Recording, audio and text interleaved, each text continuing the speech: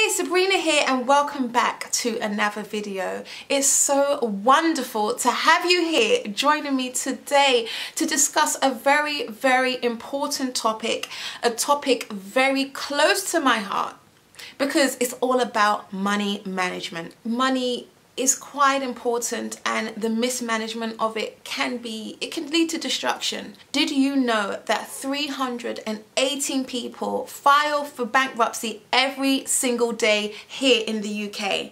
318 people every single day in the UK. That's a lot of people. That's quite a lot of people, and that's unfortunate that there's so much mismanagement of money happening that people have to file for bankruptcy. So what is bankruptcy? Well, I've got the definition of it right here because I like to get it very accurately. Financial bankruptcy is when a person or an organization declared in law as unable to pay their debt. Now, that is the worst case scenario of poor money management.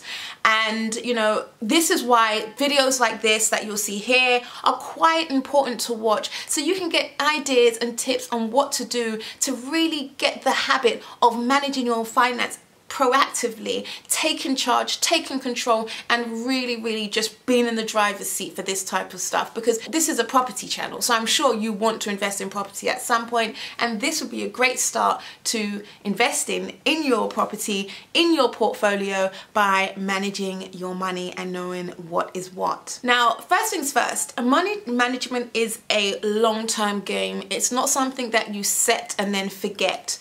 When I was 23, my spending habits are quite different, so now I'm in my 30s, and you know, what I do now is very different. My responsibilities are different, and how I spend my money is quite different. So as you're getting older, as you're learning things, taking on new responsibilities, your spending habits will change. So looking at this, you know, frequently would be very sensible and very smart, so you can stay on top of these things and, like I said, be in the driver's seat. So I'll tell you a story of mine. A friend of mine, she invited me to Thailand, my son and I, to Thailand, and I decided not to go because I had just returned from Iceland and I only wanted to do one holiday a year, and Thailand was not on the books for that year. I already had something else planned. But you know, when you book at the right price, at the right time, you can get some good cheap tickets, and they were good, they were cheap, and man, it was tantalizing. It was very tempting, but I decided not to do it. And why? It's because when I went through my finances, I realized that if I do have another holiday for that year, it would take me way over my expenditure that I had allocated for holidays for that year. So one thing I do like about having a management system in place is that it will tell you the words right at the tongue that I want to use, but it will tell you what you should and should not be doing. It'll always help you make decisions for you, so you don't have to really think about it. It takes the thinking out of decision making. That's what I should say, because once you have allocated a expenditure, a budget for a certain thing, you're not going to go over that. Well, if you're disciplined, you're not going to go over that, because then you will see where it can impact other areas in your life, because everything is so chunked down and organized and allocated. So, you know, it helped me say no without me actually having to say no. The computer said no, if you want to put it like that. And this is what I'm hoping to do for you during this video. Stay tuned.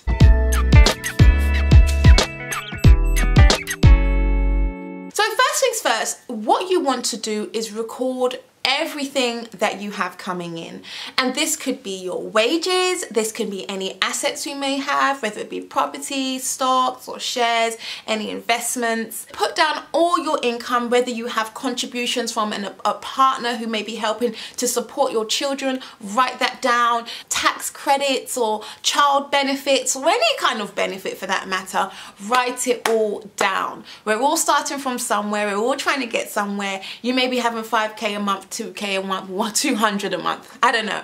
Write it down and put that in a column. Now, the best way to do this type of thing is have an Excel spreadsheet. Those I love, because you could just see the information right there in front of you, and it just makes your money so much more tangible. It makes it something, not just an amount you see in your bank account and then it goes up, then it goes down, then it's not that. It's become intangible. You can even name this if you want to. okay? So on one side of your spreadsheet, you're going to have your incomings, record all of that down. Also, things you might want to include is any cashbacks you might get from your bank, you know, because if you set up direct debits, there's a lot of 1, 2, 3 accounts now, and if you set up a direct debit on your water bill, your gas bill, your electricity bill, they don't fluctuate as much as other bills do. So if you write that down, the income from that, and that will also contribute towards your income, because it's all something. The next thing you want to do is write down all your outgoings, and I mean everything. Now, the best way to do this is to go through your bank statement and go back at least 3 months. Now, the reason I say 3 months is because some things are paid quarterly. So for example, TV licenses, you can have the option to pay those monthly, quarterly, or annually. So if you are paying some bills quarterly, you would want to make sure you can get that and not forget about it. So go back at least 3 months and it would have counted for somewhere within that period of time. You also want to look at your direct debits. So go through your bank statement, sorry, go to your online banking, not your bank statement, online banking, and go through that section where it should be direct debit somewhere, and there you'll be able to see what direct debits you have. Click on those and then see how much it is. I also like to look at the date that they're due out, because they'll also give you an indication as to when they last took a payment, and then you would know again whether that was quarterly or not. It's literally, you want to look to make sure that you're not missing anything that you may have missed on the bank statement. The other thing you want to look at is your standing orders. Do you have any standing orders set up? Some people have, like me, I have a standing order that's set up to go to different accounts throughout the month as my money comes in, and that is where I organize, and that is how I organize my money. So I want to, although it would be on my bank statement, I still do look at it, because not all of them are weekly or monthly. Some of them are annual. So once it's listed there, you'll be able to note that down and add it to your list of expenses. Things like childcare, you know, phone bill, house bill, and I mean everything.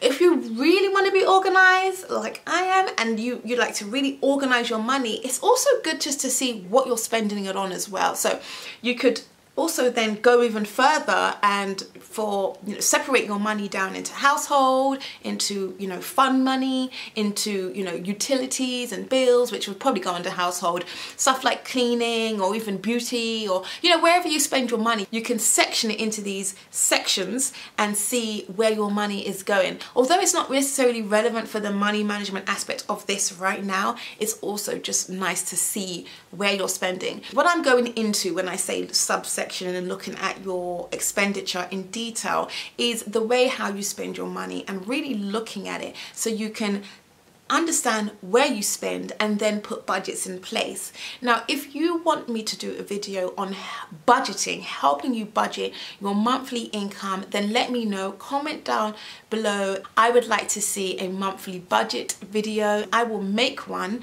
so you can see how to even create a budget, how to set a budget for yourself after looking at everything you've got coming in and what to allocate what to, and take it from there. The next thing to do would be to take away your expenses from your income.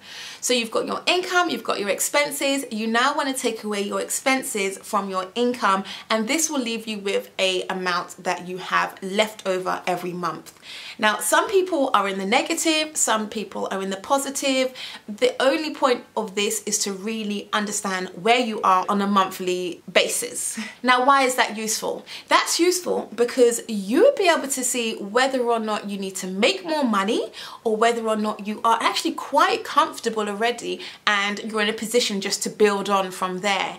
Now, a lot of people feel that they are, you know, just about making it, but when you look at what you're expending, you can see then that you have a lot more money left over than you think, and you're not in the situation that you think you're actually in. So it's great to understand that number. So now once you're left with this number, you can see where you are in the month. Now, the next thing you have to do, which for me, this is where the fun begins. Well, to be honest, it began a long time ago because I like this kind of thing. Now you're going to go through all your expenses and cut out what you do not need and what is not necessary at all.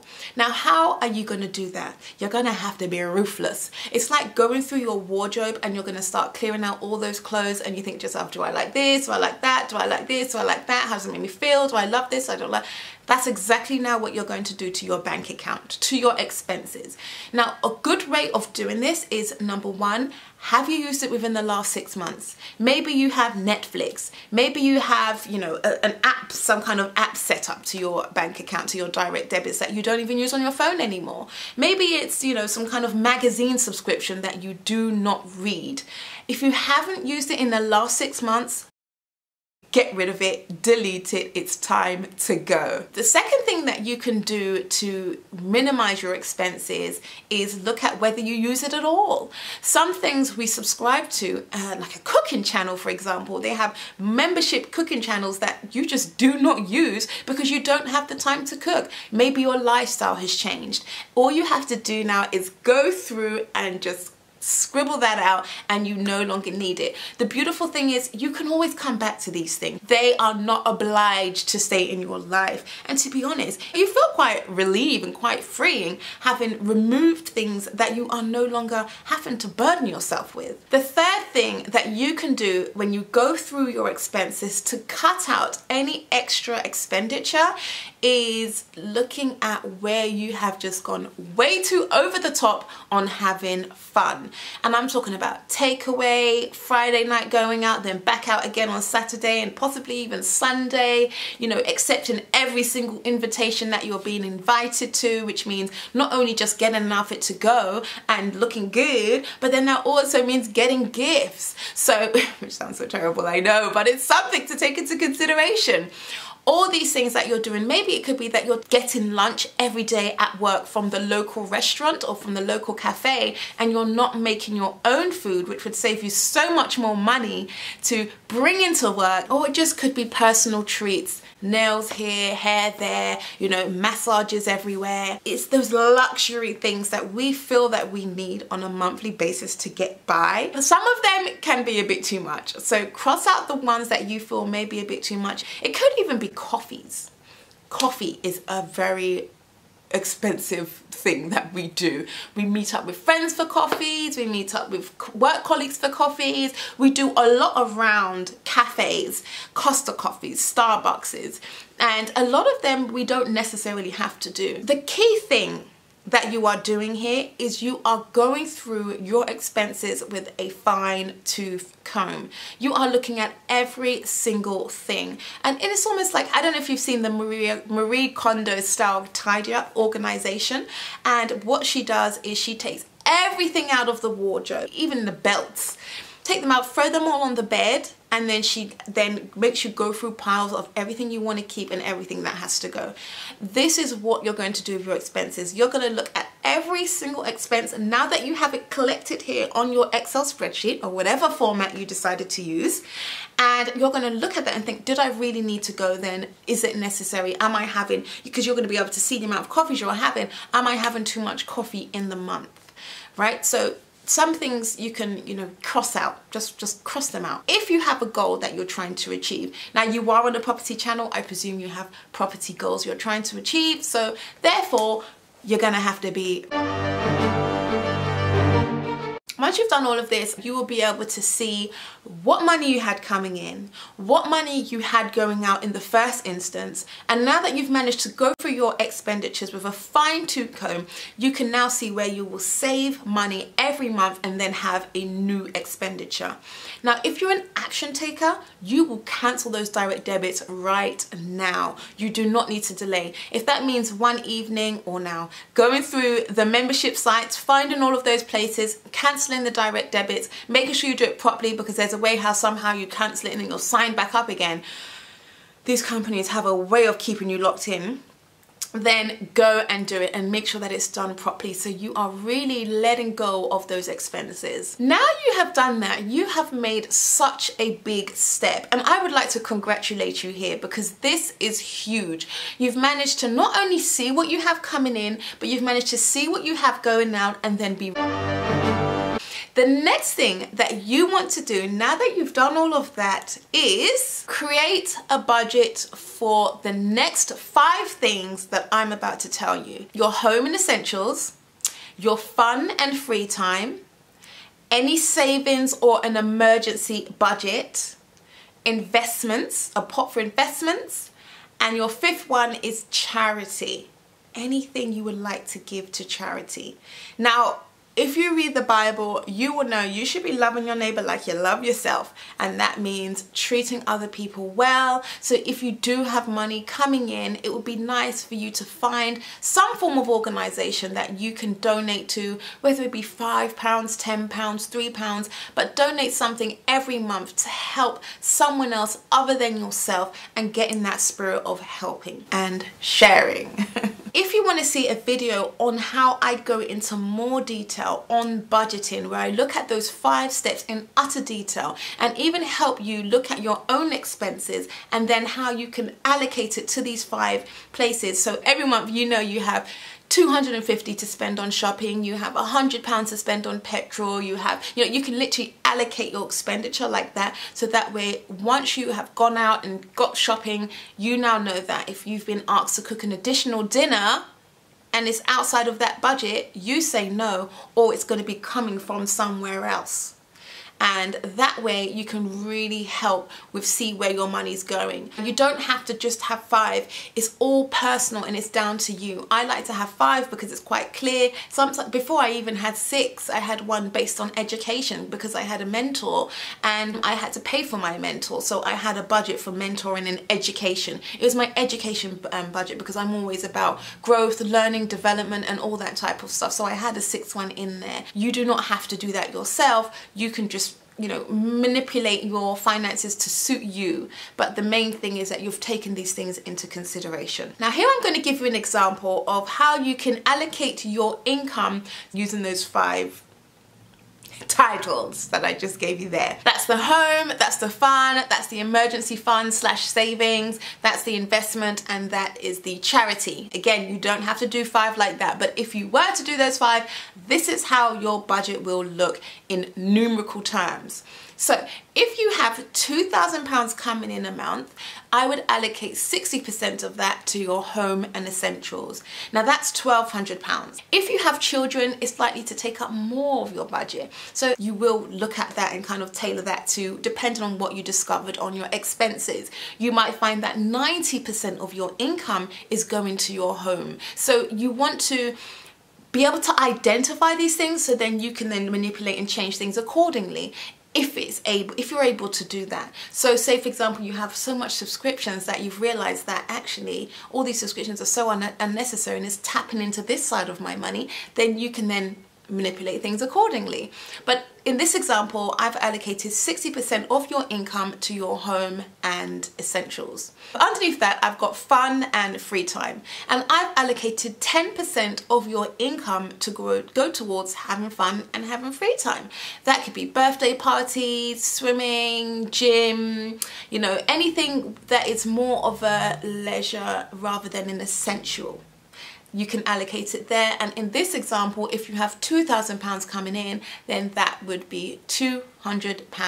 Underneath that, I have savings and your emergency pot. Now those two are quite separate and you can keep them separate, but you can have savings for emergency. The main thing is that you have some form of savings going in, which you then can further dissect and have another account that you open that creates a direct debit to go from there. But this is just general savings and emergency. Now I've allocated 15% of your income for this pot. And why? Because it's an important pot to have.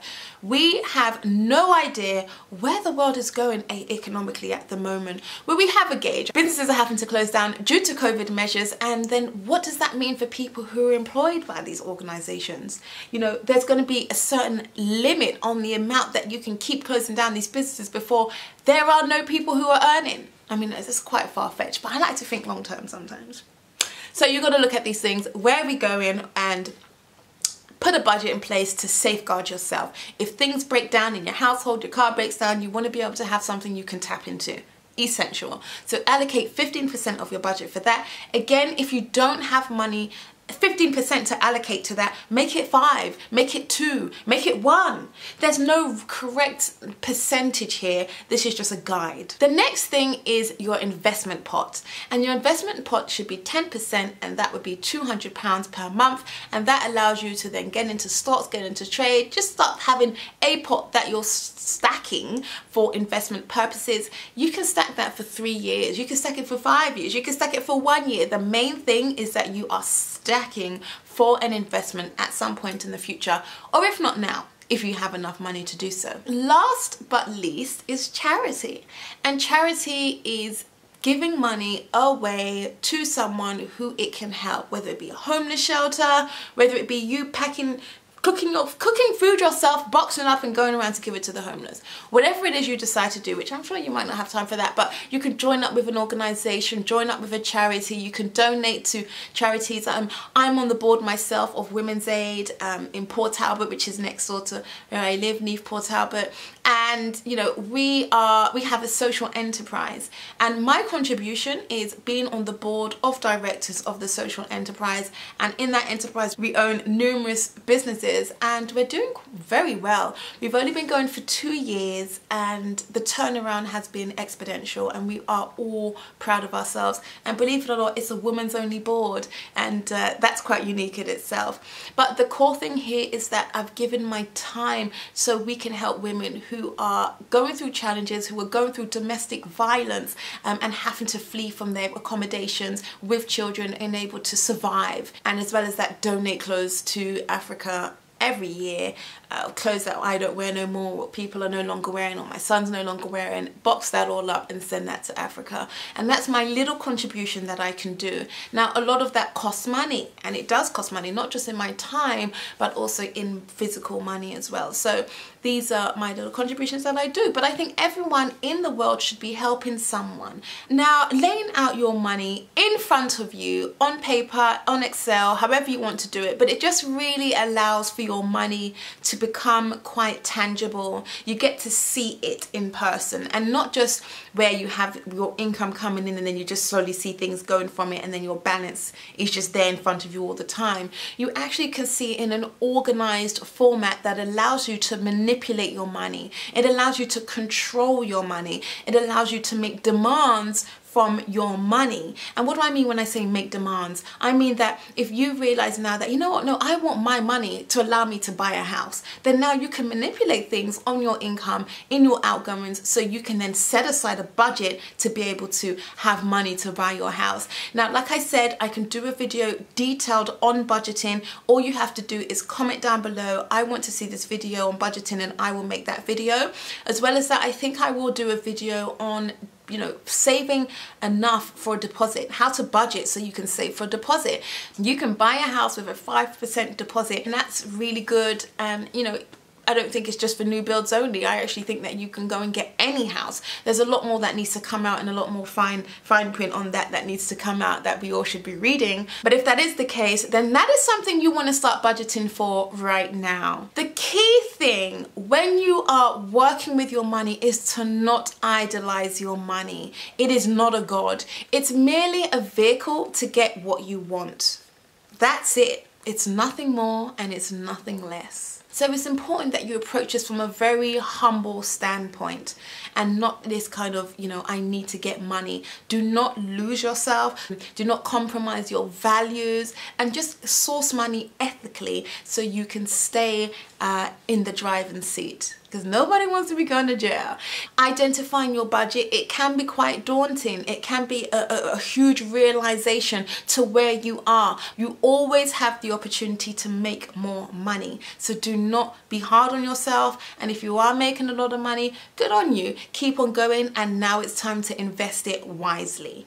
Money is a good thing. It all depends on how you utilize it. Now, if you want to see that budgeting video, comment down below. Thank you so much for joining me here today and watching these videos. It's such a delight to be able to teach you these things, show you my perspective on various different areas within property, within money management, within finance, even within people and behavior patterns. If you haven't seen any of my videos on narcissism, please check those out, and they are quite good to watch, because I mean, I've realized how many narcissists are around, and that's changed my perspective on quite a few things in how I deal with certain people when I notice certain characteristics and I no longer take it personal. So check out those videos if you haven't here. I'll put a link to them below and upstairs you know, and there. And as always, please like this video if you found the content useful. Please subscribe. I know there's a lot of people who are not subscribed watching these videos. Please subscribe, and that way I know that you're watching and you actually like the content. It's absolutely free for you, so go on, feel free to subscribe. Share these videos with people who you think can benefit from knowing how to budget. If you have a friend or a family member who you just find, oh my god, they're spending so much money, send them this video and they can start actually taking action. And what's the point of moaning about someone when you can actually help them make a change? Don't moan, help them make the change by sending them this video today. I've enjoyed sitting with you today, and I hope to see you in another video. Bye.